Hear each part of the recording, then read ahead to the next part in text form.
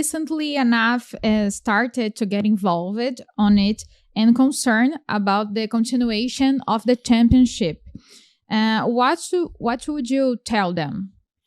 Well, they wrote a letter that had a number of other issues. They have their own issues with CBF.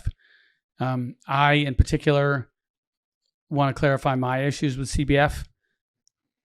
I both have a lot of issues with them, and I have no issues with them. What I mean by that is I've been here for 2 years, and I haven't been able to get a meeting with the president. I have never called him corrupt. I think somebody told him I called him corrupt during the Senate hearing again. Well, I don't know what the translation sounded like. I heard there are problems with it, but my words are my words, and I clearly have never accused him of corruption. I do believe that he is running an organization that's not responsive. I think the fact that I could send him an email asking for a meeting, that I could have people call him, ask for meetings, that I could be the leader of one of the biggest clubs in Brazil now and historically, and I cannot get a meeting with the head of the CBF while others do.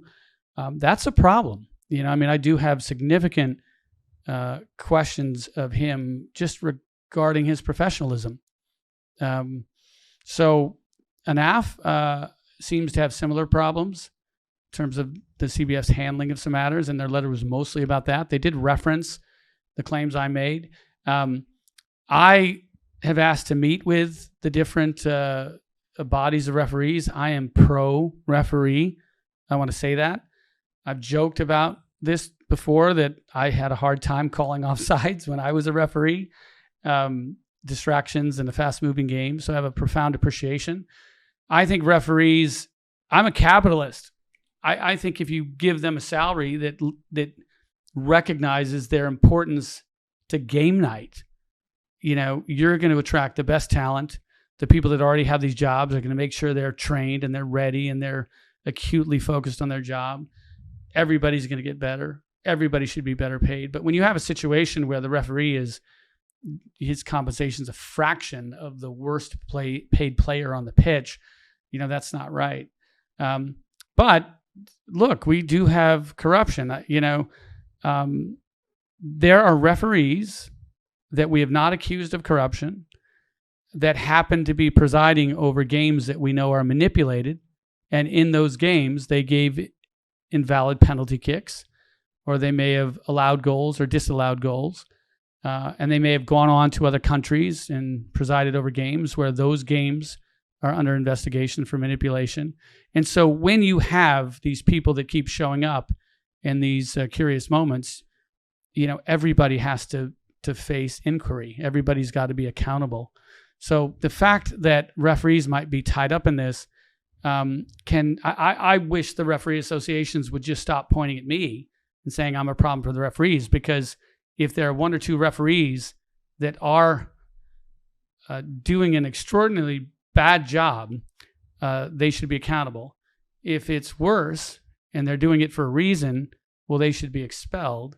And the strength of the referee association only gets stronger when everybody trusts the integrity of the referees. So pay them more, train them better. Rules change, interpretations change. But I'm pro-referee. That's my message to them. And I'll ask now again. I'd like a meeting with them. Okay, so do you have any message to Klaus or the other refs? Klaus is a strong, good-looking man. I don't have a problem with him. I have a problem with 2 invalid goals in Flamengo Botafogo. I think he rushed the VAR. I wasn't able to review the VAR. I don't think anybody could possibly say that Bruno Henrique was not offsides when the ball was delivered from Wesley's foot. The VAR is supposed to simulate the perfect flag. That flag goes up when it leaves Wesley's foot. It doesn't wait for us to determine whether it's a goal or an own goal or something else. So that was a problem. I'm very friendly with the folks at Flamengo. I've made that clear. If that goal doesn't go in, do we win the game? Maybe, maybe not. There's 88 more minutes to go. Maybe they're upset they didn't get that goal and they roll 3 goals on us. But the fact is there were 2 invalid goals in a 2-1 loss, and there has to be accountability for it. He did give an invalid penalty kick in the game that we are alleging was match manipulation, Palmeiras Sao Paulo. So he should explain himself. And I think the pairing of him with Mr. Muniz dos Santos is curious. I think somebody should explain that. 20 times out of 60 times they were paired together, and she was paired with other referees no more than 5 times. So in an environment where there is a cyclone of credible allegations of match manipulation, and there is a referee a VAR combination that's in a multiple of those situations, just as I had to go testify, he should go testify.